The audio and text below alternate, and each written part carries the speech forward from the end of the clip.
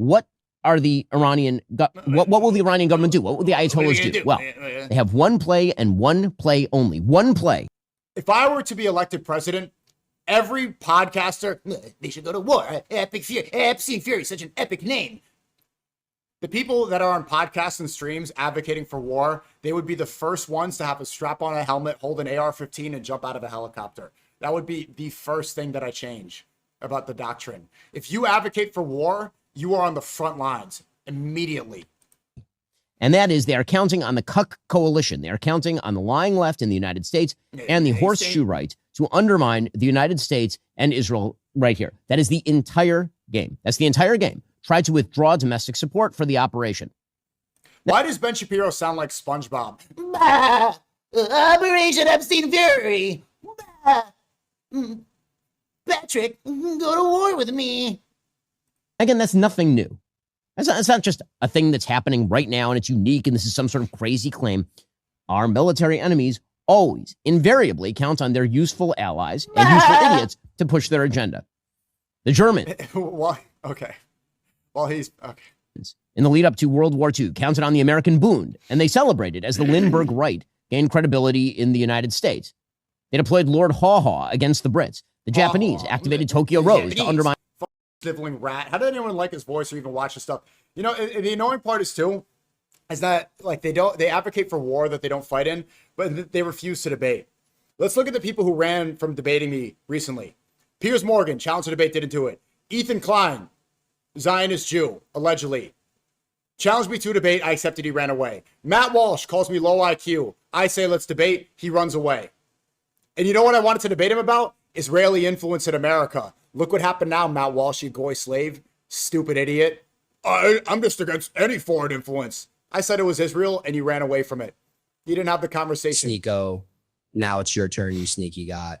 What's morality? Try me, go. Aiden Ross. Okay. Slave. Who else ran? Piers, Walsh, Kason. Like, look, not to be mean to him, but like literal idiot. It's the fact that they're afraid of confrontation and battle, but too coward to even put their beliefs to the test in a debate. Over and over again, bro. I would debate Ben Shapiro now, anytime.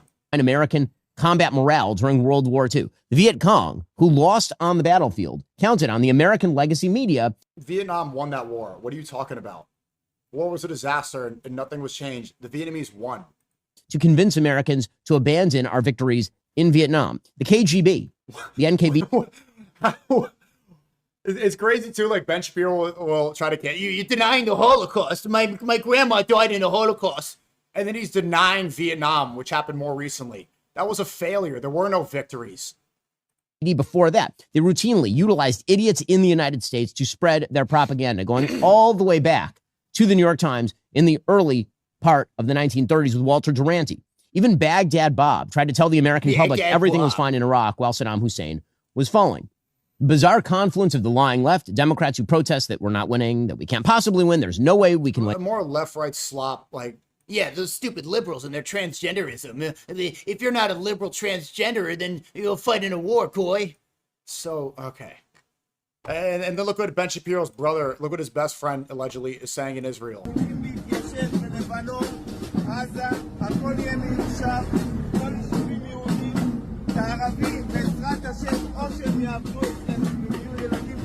Peace Sneak.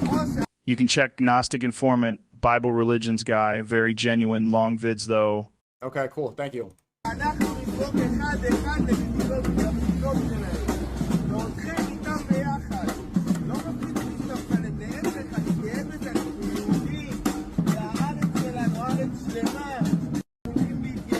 So he's saying that the Lebanese, the Arabs, the Muslims, they're going to be our slaves, right?